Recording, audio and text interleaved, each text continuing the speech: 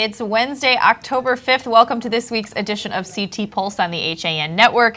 I'm Kate Czaplinski with Josh Fisher. Hi, Kate. Josh, for most of today's show, people just get to enjoy our banter, our witty banter. Well, we're trying to extend your birthday as long as possible. But we do have a lot of interesting stuff to talk about today, including these ongoing clown threats all over the state. It's kind of a trend around the U.S., and now we're hearing a lot about it here in Connecticut. So we're going to talk about the 2018 governor's race? Yes. That's basically. We also have to talk about Trumbull Police Commissioner controversy and support for that Stop and Shop employee that commissioner allegedly harassed. We're going to be talking about that later with Donald Lang of the Trumbull Times. We also have AAA and Malloy getting into it. Yes, and we have Malloy getting some sun and some fun down in Florida. He has to get as far away from Connecticut. His approval rating seems to go up every single time he leaves the state. Right. So, and maybe he went down to Florida to avoid paying taxes. There he here. is. Right, and we also have to talk about some big news in Weston, a couple stories out of Weston from our Weston Forum, and some new laws that went into effect. Yeah, there's a bunch of new laws that go into effect on this past Saturday. Yes. Right, so we hope you know about. If you don't know about them by now, you can find out about them, by watching. All right, well, let's first get into it, Josh. Clown threats. Just this morning in Ansonia, two 13-year-old girls were arrested for making social media clown threats. This was after the Ansonia Police Department received a number of complaints about a social media post that threatened violence at Ansonia schools today. And as a result of that investigation, they arrested two young females. They were charged with first-degree threatening, breach of peace, conspiracy to commit threatening. The suspects are local residents and not the same as two other young juveniles that were arrested in Naugatuck for something similar. Police say they used a username on social media, Ansonia_clown. They do not believe that they are in any way involved in an ongown nationwide clown sightings. Was Ansonia clown without a space taken? It must have been. If they had to go for the underscore, right? Right? Ansonia.clown. I mean, right. Anytime you bring out the underscore, you know that you're clowning around. A lot of options taken for you to move that way. And I know this is something that our friend State Senator Tony Wong was talking about on the news today, because he has been a big advocate for tougher penalties for swatting, which is making internet or phone call threats against schools or, to get the SWAT team to show up, right? Right. That's where it gets its name. And you just, two 13-year-old girls. I mean, geez, they're babies. And I'm sure, This is today's prank phone calls, though. When I was 13 years old, me and my friends would maybe every now and again like to make prank phone calls and, kind of bug people. The jerky boys? Yeah, jerky boys to be. And, but now, I mean, if we had the internet available to us, like, oh my God, I'd be... Right, and I understand, I mean, the climate we live in, we're seeing, shootings at malls and schools, and people are very scared of that and the potential for that, and when threats come in, it does scare people. I mean, it is a bit of a different world that we're living in, so I understand being strict on that. But it's a lot of young people being taken into custody. So, and obviously, and making these sorts of threats about schools is very serious. Yes. And it's good. And the police need to have all these charges. Yes. Because it's important to help discourage kids from doing it in the future. Right. But the clown thing is freaking hilarious. I think with this whole idea that people are actually seeing people dressed up as clowns in this. Do you think that's actually happening? Or it's there's been the three same photos that we've seen all over the place. I don't know. I've seen a few different photos, so I do think that people are just jumping on this bandwagon. And you're like a bored teenage kid, so let's buy a creepy clown costume and go cause some trouble. No, he's in the Adirondacks, and that wasn't There's taken lots of woods up there in the Adirondacks.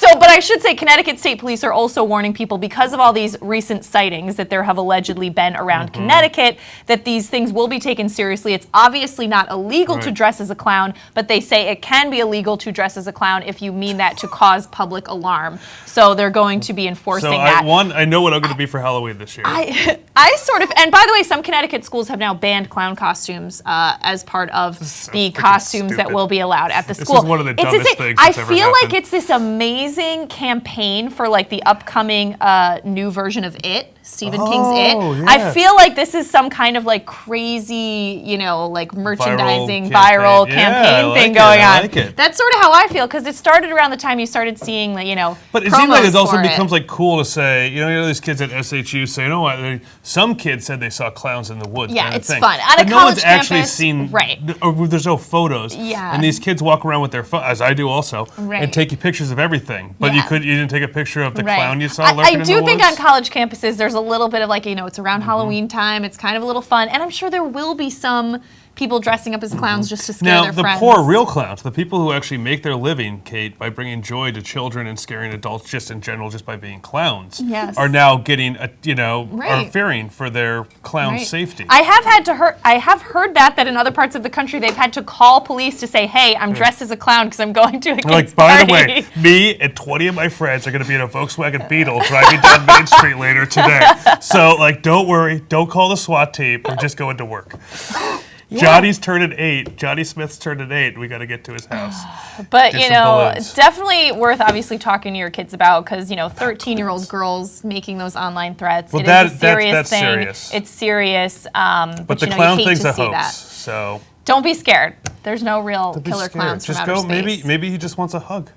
Or maybe he's a sad clown and he wants you to turn that frown upside down. Right. Free hugs. All right. Well, let's talk about new laws that went into effect on Saturday, Josh. You're no longer allowed to be a clown. That's going to be next year after all of this. All right. So this is a big one, and it's now people, if you are the subject of a court-ordered temporary restraining order against someone, you are now not allowed to possess a firearm or ammunition in the time leading up to your court hearing. This was widely debated on the floor of the General Assembly, and on one of my exciting Tuesday or Thursday nights, I happened to watch it on CTN, Kate. Yes, because it was just an interesting debate going on, and there was the worry that you're taking away people's Second Amendment rights by taking away their rights to have a gun, but then there's also the worry about, of course, the victim. So according to CT News Junkie, between 2000 and the year 2015, Connecticut has had an average 14 intimate partner homicides each year, and firearms were the most commonly used weapon, according to a report released last week by this coalition to protect the victims. Right. I have to say this is something I support, but I do understand people being wary of any time that someone's Second Amendment rights are, Right. I mean, and I tend to land on the pro Second Amendment side because I like all the amendments. I think they're all great. At least all the most recent ones, not the ones that maybe repealed things. Like prohibition, or prohibition or slavery, Kate. That's kind of a big one too. But I think it's very important though in these sorts of situations to protect the victim or the potential victim. It's one thing to get beaten by someone, some other person to get killed, and most murders do happen by someone that you know. And also what part of this law too is they want to speed up so that the hearings happen faster.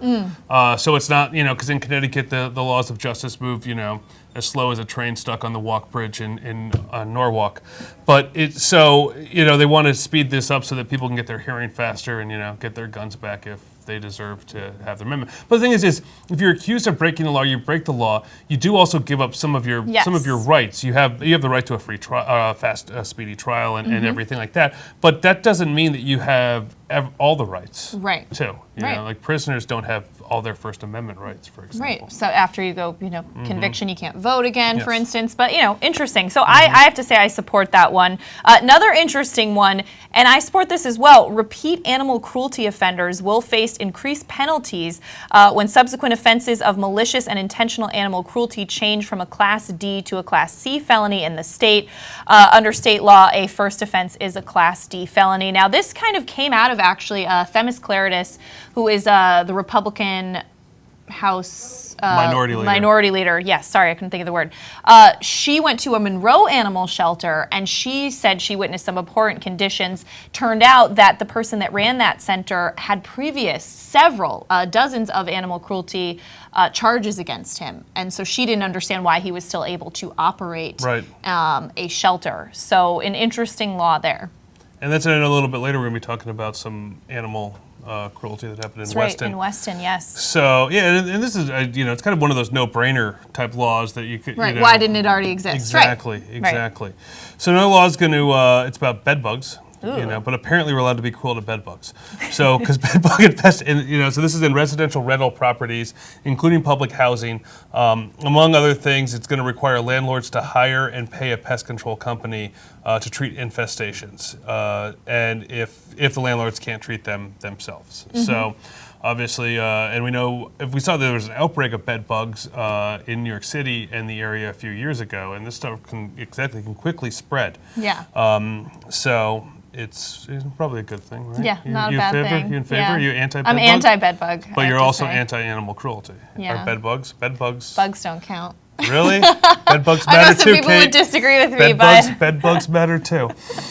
All right, well, another interesting one, a new law prohibiting a practitioner from authorizing to prescribe an opioid drug from issuing a prescription for more than a 7-day supply. So they wouldn't be able to prescribe a more than 7-day supply to a minor or an adult for the first time for outpatient use. Right. I don't think that's a bad thing, limiting the amount of time, because we do know that the longer someone takes an opioid, the higher the chances that they become addicted to that. Right. And we know that, a cheaper form of that opioid is heroin, which is becoming a big problem around the state. Probably the only thing we've talked about, other than politics on this show, is we've done a lot with addiction, Right. and heroin specifically. So, and this is a law that I remember we talked about last time we talked about heroin addiction problems, and so this is a nice one that I think going through, because it's if you can usually last a week, and then you can go back to the doctor and get more. It's not saying Right. you can't get more than that. Right. It's just saying that's the starting off point. I mean, there was also a lot involving opioid and potential opioid abuse. There was also the law allowing any licensed healthcare professional to administer an opioid antagonist, which would be a Narcan, to treat or prevent a drug overdose without any potential for civil or criminal liability. And I know that can be a concern for some healthcare providers if they're going to provide treatment for someone, if they could be liable if that person doesn't make it. So that's another piece. And local EMSs are going to be required to have Narcan or the equivalent of it with them when they respond. Yeah. That is saving a lot of lives. Yeah, Narcan definitely. I just saw Silver Hill Hospital had a session in Greenwich. They were doing a few where they were actually training people to use Narcan and giving it out to people that attended the session, which is a good thing. The more readily available it is, the better. Sure. But let's just look at some of the new laws, and next year we'll be dealing with be illegal to sell shoes that are twice the size of someone's foot. Just a little way you can't directly ban clowning around, but you could get at the clowns. Do you think they only were 2 sizes bigger? I kind of twice the size. Twice the size of their feet, yes, and then also certain decongestants that keep your nose small and not red, too, are going to be required also. So that's something for Dan Malloy. Hey, that's a way for Dan Malloy to get his approval rating up if he's not in Hillary Clinton's cabinet, next year. Right. Well, we should mention that Governor Malloy kind of went at it with AAA Northeast this week as well. Governor Malloy threatened legal action against one of the state's 2 AAA affiliates after the organization said it would no longer let non-members renew their driver's licenses at its 8 locations in Fairfield, New Haven, and Litchfield counties. Malloy said, according to the Hartford Courant, this is unacceptable. That was in a letter to Mark Shaw, the president and CEO of AAA Southern New England. He said AAA Northeast's decision to stop servicing non-members is rather shocking, since Connecticut has always valued our working relationship with AAA. Now, AAA Northeast responded to Governor Malloy, saying in part, over the past 5 years, 2 material changes to the AAA DMV program have created serious challenges to the delivery of DMV services in their Northeast offices. They said, first, the requirement that licenses renewed by AAA be Real ID compliant. That's a federally secure licensing requirement mandated by the Department of Homeland Security, has added as much as 50% to the time needed to complete transactions. Now, I had to get my license renewed recently, and I did go to a AAA, and I'm a non-member. And they didn't give me that. They said, just so you know, it would take longer. This ID maybe wouldn't work as a federal ID. So if I'm traveling on a plane, I would bring my passport just to be safe, which is interesting because I guess it does require by more work 2020, on I believe it is. By 2020, everyone will be required to have that federal level of Homeland Security level to their ID card. But this is like a typical Dan Malloy, typical, upstate Connecticut Democrat thing is that, you know what, like they want to require private organizations, and AAA is an automobile club, to do the work that the government can't do right, and don't want to necessarily pay extra for it or provide them with the capability of doing it. Right. So, I mean, like, what is next? Are they going to require the Boys and Girls Clubs now to start administering the PE tests because the schools can't do it right? I do think it's true. I mean, listen, I'm bummed out. I mean, walking into that AAA and getting my license renewed was the easiest thing, but I understand that, you know, I don't think they should be required to have to do that. And it makes sense. And it has to deal with how poorly run the DMV is, despite it trying to change. You know, it was, and I think I mentioned this before in the show, and Liz and I bought a new car back in April, and we couldn't get the right license plate for the car because the DMV computers were down, and we were talking to the dealer. He's like, this has been happening every day for the past, for weeks now at that point.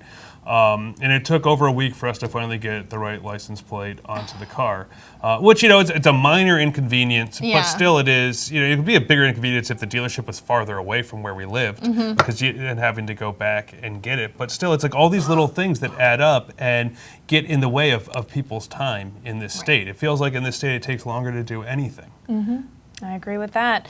Now, a couple interesting stories from the Weston Forum. Josh, something we've talked about before, but Nina Daniel, the Weston First Selectman, has been on a medical leave since, she was on vacation since August 30th. She announced she was taking a 2-week extended vacation. Then on September 7th, she announced she was taking a medical leave. Now, the Board of Selectmen have not disclosed her health issues, but sources say the problem is Daniel's mental health and not physical health, and she was scheduled to see a doctor just this week because she's now asking to extend that medical leave. There was a special meeting last night to discuss it. All the Board of Selectmen did there was table it, and they're going to discuss it this Thursday at 7:30 in Town Hall. So an interesting story there. In fact, the Selectmen asking that they get additional information on what the medical issues are from her attorney.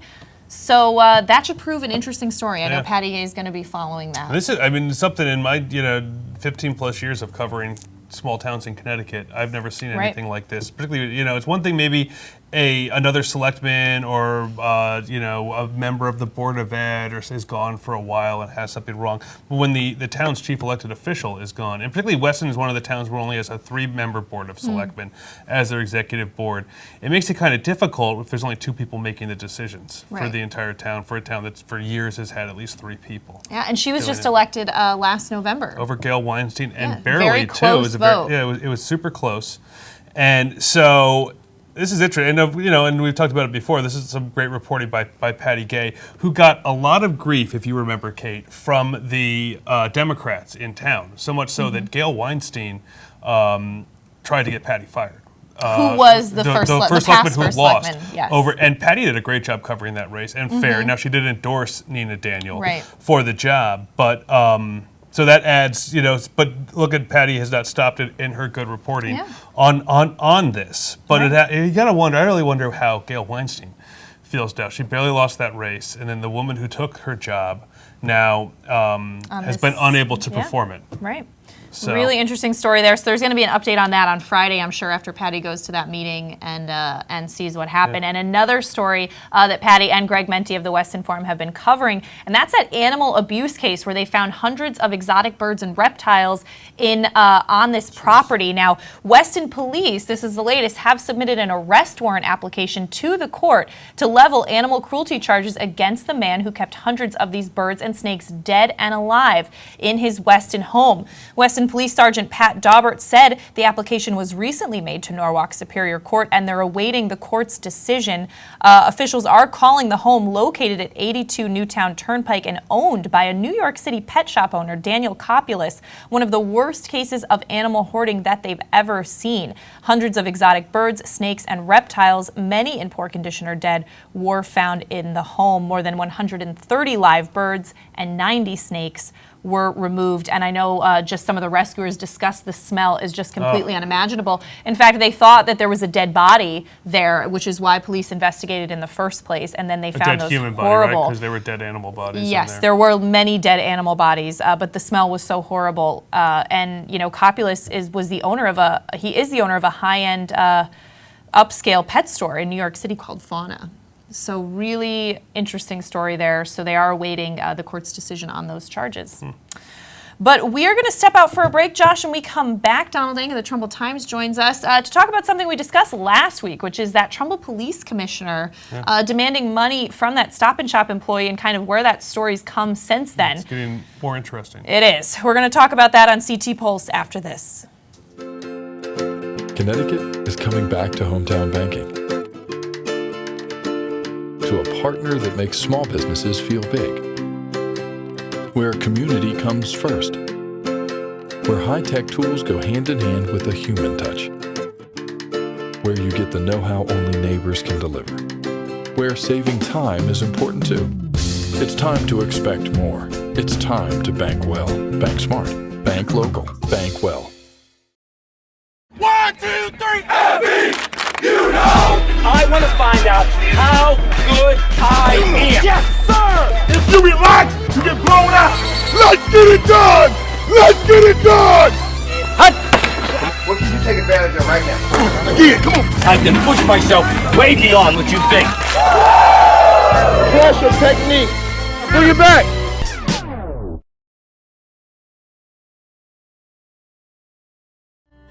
I really wanted something that felt like a home. Coming from a big house, I wanted the feel of a home as opposed to a condo. My property taxes on my single-family home were close to $20,000 a year.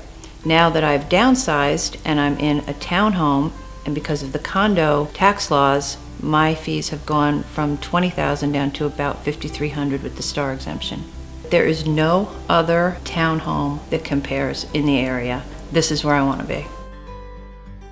At the Ridgefield Suzuki School, we believe that every child can. Using the internationally recognized Suzuki method, children learn to play their instrument in an environment of encouragement, parental support, and community. The Suzuki approach seeks to develop the whole child, to help unfold his or her natural potential to learn. Private lessons and group classes are offered on violin, viola, cello, and piano for children ages 4 and up, and young children can enroll in the school's early childhood classes before beginning an instrument. The Ridgefield Suzuki School, nurturing a love of music in all children. Call us at 203-403-2667 or visit ridgefieldsuzukischool.com. At Greenwood Physical Therapy of Bethel, individualized care, knowledgeable staff, and state-of-the-art equipment provide the best of orthopedic and sports medicine services. Our experienced therapists at Greenwood provide the highest level of knowledge and care. Greenwood accepts most kinds of insurance, and staff are there to answer your questions. Open Monday through Friday from 7 a.m. to 7 p.m., the clinic serves the greater Danbury area and is a convenient drive from Reading. Appointments are available within 24 hours. Just call 203-917-4792 or visit greenwoodphysicaltherapy.com for more information. I'm Frank Granito. And I'm Donald Ng for the HAN Network. Tune in to Nutmeg Sports Monday through Thursday, where we bring you all the top stories from Connecticut sports. From highlights to player interviews and expert analysis, no one gets you closer to Connecticut's games than Nutmeg Sports. Nutmeg Sports, now Monday through Thursday at 2 p.m. on the HAN Network.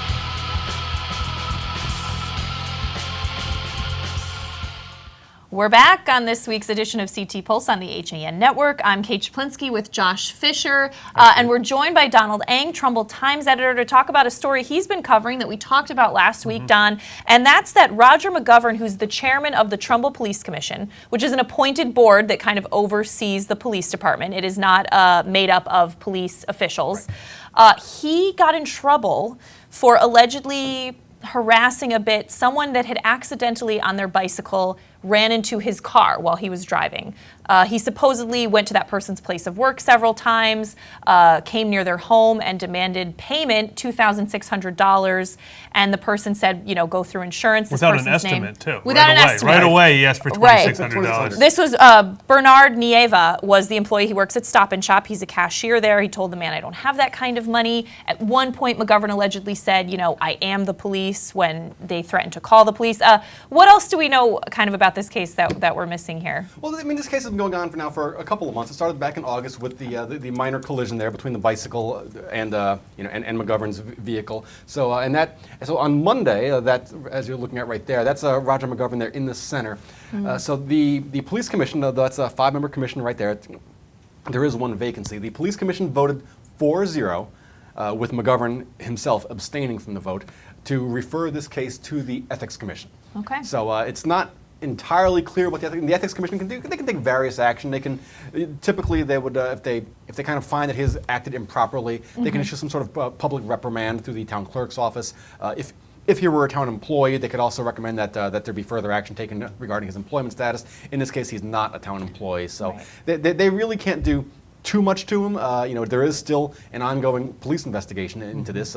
My last word I got is that the police have concluded their investigation. They have forwarded their findings along to the state's attorney's office, and so now we're kind of waiting to hear back what, if anything, will come of it from a legal standpoint. Have they said anything? I mean, all this talk, there's a lot of talk about how he's not a law enforcement agency, but he has a badge, right? Police commissioners have badges. Police commissioners traditionally have badges. It's kind of, I don't know if it's kind of a courtesy or tradition or what. For when they get pulled over to let them know that's hey, I'm basically kind of your it. boss. Yes, they also have little metal tabs that they put on their license plates too. That's kind of like the don't ticket my car at Starbucks when I park illegally. Or pull me over when I'm doing 80 on the merit. Exactly. So they do have badges that some of them like to kind of carry around with them, but they don't mean anything. Right, but he displayed this badge though one time. Well, that is alleged that he displayed the badge and then identified himself as a law enforcement officer when he told Nieva, you need to pay me. So that's that. I mean, they take an oath when they are sworn in to be the police commissioner. Just play a devil's advocate that he is. I mean, some sort of law enforcement officer. He's not a traditional cop.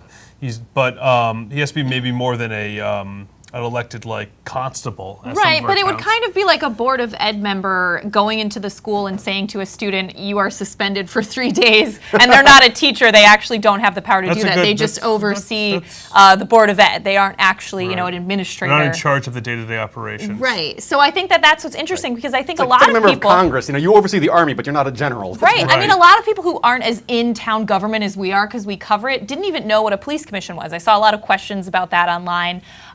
And so it was kind of interesting. I think you did a great job in kind of explaining, this is an appointed board, and these members are appointed by the first selectman, like some other smaller commissions in town. Right. Yeah, it's an appointed board, and people hear the term police commission. They tend to think of Commissioner Gordon. He's not actually involved in any kind of Wait, there's not a signal that he shows up in the sky when he needs Tim Herbst to show up? We don't know if there. I haven't seen it. I don't. It could exist. No. I mean, we can't say it's for sure. It's the Herbst signal. So quick, get to Twitter. Has the first selectman come out and said anything about this? Yes, he did. He issued a statement last week saying that there will be a full and open investigation, and that if it turns out that McGovern has violated any law, then the town would essentially demand his resignation from the police commission. So that his comment was that no one is above the law.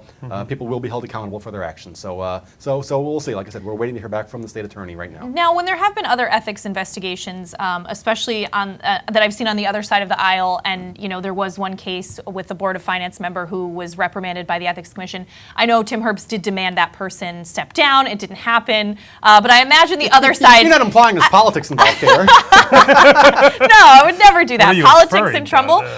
So it will be interesting to see. Have people, citizens, been thinking that this person should step down and should leave their post? Or yeah, I mean there are a number of town-oriented Facebook and forums in town that people have posted on, and the consensus seems to be that probably he should resign from the police commission. That's that's a thought running through town, and there's also a lot of people, including at this point the leadership in the Democratic Town Committee that are saying, well, let's wait until the investigation concludes and see what happens. Because at this point, there are allegations. There are not. There hasn't. There's the police have investigated. They've taken a statement from McGovern, but that statement and some video that was taken at Stop and Shop have not been made public yet because of the nature of the fact that it was that's an ongoing investigation. Okay. Now there's been some positiveness that has come out of this, right? For Bernard Nieva and his family.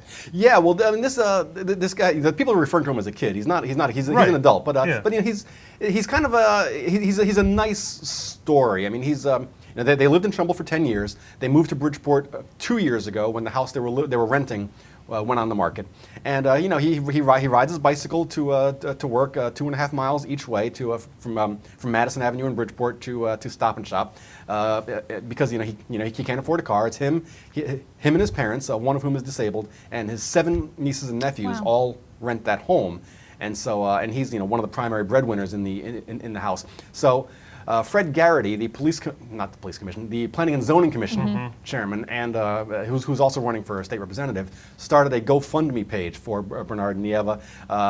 The original number that he tossed out there was $2,600, because which that was was kind of the number the that, amount yeah. that. Now, this wasn't to cover the cost of the damage to the Escalade, right? No. Well, that's well, as Fred said, they have no control over what his How liabilities expensive. are, Okay, or, right, yeah. or how he spends the money. I did talk to Bernard Nieva, and I asked him. I said, it's kind of widely known around town now that he rides his bike or he walks to work because he can't afford a car. So I kind of asked him, well, is this kind of going to be a car fund?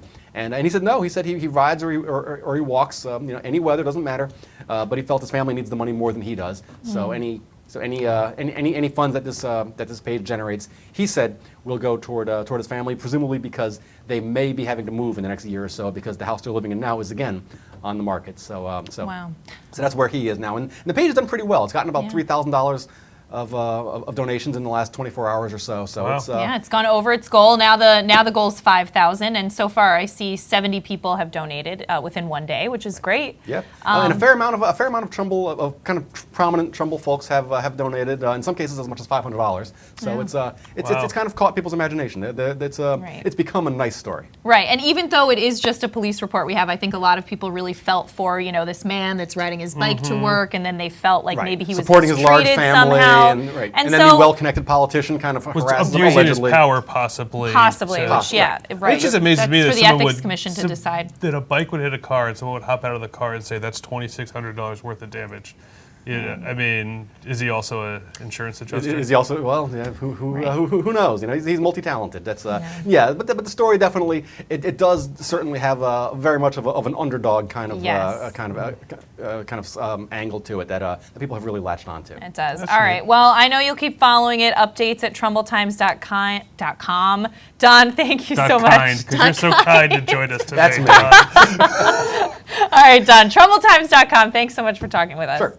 All right, we're going to step out for a break. When we come back, Doug Smith joins us for Drawing Conclusions after this. Have a sports injury or a slip and fall that needs immediate care? Coastal Ortho Express Urgent Care gives you direct access to an orthopedic specialist fast, without an appointment. Biking, golf, tennis, soccer, whatever the sports injury is, sprain or fracture, Coastal Ortho Express can help. Coastal Ortho Express Urgent Care, open Monday through Saturday, now in 2 locations. The iPark building at 761 Main Avenue in Norwalk and 36 Old Kings Highway South in Darien. Or go to coastalorthoexpress.com, like them on Facebook. As you're getting back to your regular schedules, we're excited to get back to doing what we do best, offering you the freshest seasonal fare and all the ingredients for a healthy start to school. So shop Walter Stewart's for everything fresh, from A, apples to Z, zucchini, and from cotton candy grapes to back to nature all-natural snack bags. We save you time by stocking all of your favorite back-to-school essentials under one roof. Walter Stewart's Market, 229 Elm Street, or shop online at stewartsmarket.com. Hi, this is Leo Carl from Carl Chevrolet in New Canaan, and you've heard me talk about the Chevy Volt for years. The new model gets 53 miles on EV charge daily, plus 420-mile full range. But don't take my word for it. You need to come in and test drive the Volt yourself. Visit us at 261 Elm Street in New Canaan, or online at carldirect.com. At Mex on Main, Trumbull's very own Mexican grill, we're all about fresh, fast, and friendly service. Our Main Street restaurant offers the best in traditional and non-traditional Mexican dishes, with only the best ingredients, never frozen. From authentic burritos, fajitas, quesadillas, and salads, we have something on the menu for everyone in the family. And enjoy our open salsa bar, giving you more ways to customize your meal. Stop in for lunch or dinner at 6528 Main Street, Trumbull, or find out more at mexonmain.com.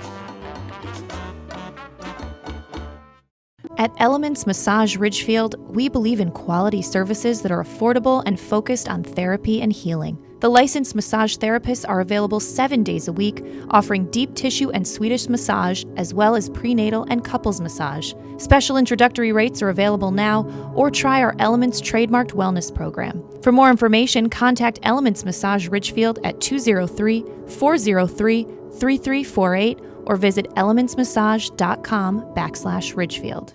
If you're watching this broadcast, you're not alone. The HAN network is available for 200,000 Connecticut cable customers on the Frontier network, and we've also reached 1.7 million viewers on our free live streaming sports, news, and entertainment broadcasts. To reach our rapidly growing audience, contact Advertising Director Jessica Murrin at 203-273-7312 or email jessica@han.network. All right, it is time for drawing conclusions, and the hand of God looking good is Doug. Reaching down to Doug Smith. Yep, that's on the Sistine But you don't look Chapel. interested. It's like I showed it to my brother, and it's like it was painted by Michelangelo. All right, Doug, so what do you have for us today? I see some Jones Family Farm corn maze. Yep. It's a flare gun. It's basically it's an autumn theme this week, so we got someone lost in Now, the corn maze there. This, I really heard people do get seriously lost in these things, and there's a lot of them around here. We do love our fall fun activities, but I've heard this one could be a little intense. Oh, I want to go to it. I know there's a great one in Trumbull, too, at Plasko's. Yep, we can do the same one used for Cruelty, just change the name. All right, up next. Get a lot of mileage out of those. A little Columbus Day humor? Yep. What are you doing here? Haven't you seen the stores? They're all getting ready for me. Oh, Santa Claus. You get it. The Santa Maria and Jumping the Santa the gun. Claus. Some retail humor from Doug Smith. All right. And this is the Apple Orchard or the Apple Festival in Monroe. Come on, let's go. I don't really feel up to it this year. Your You really apples got are to the cute. core of the issue there. Yep. Oh. That's the Scarecrow Festival in who's that? That's Ridgefield. Oh, the Scarecrow stole his outfit and ran for it. I like it. All right, and these this just has to do with the it was Gloria, not Irene. Irene, yeah, I remember that. Past few years, fall has taken on a whole new meaning. Ugh, jeez. Those are high times for the roofing business. All right, some good fall cartoons, Doug. We appreciate it. We expect some serious scary clowns we next got week. tons of those. All right, I'm sure you're working on them. Weren't you talking about scary clowns on there a little earlier about? Yes, we were talking I about meant the many politicians. cases of scary clowns. Previewing the campaign. Yep. All right, Doug. Well, thank you so much, as always. We're going to wrap things up here on CT Pulse. If you missed anything, you can watch it on demand at han.network. And we'll see you next week. Still coming up today, Nutmeg Sports at 2 o'clock and volleyball at 5:30. Keep a buddy with you, too, in case you see a clown out there.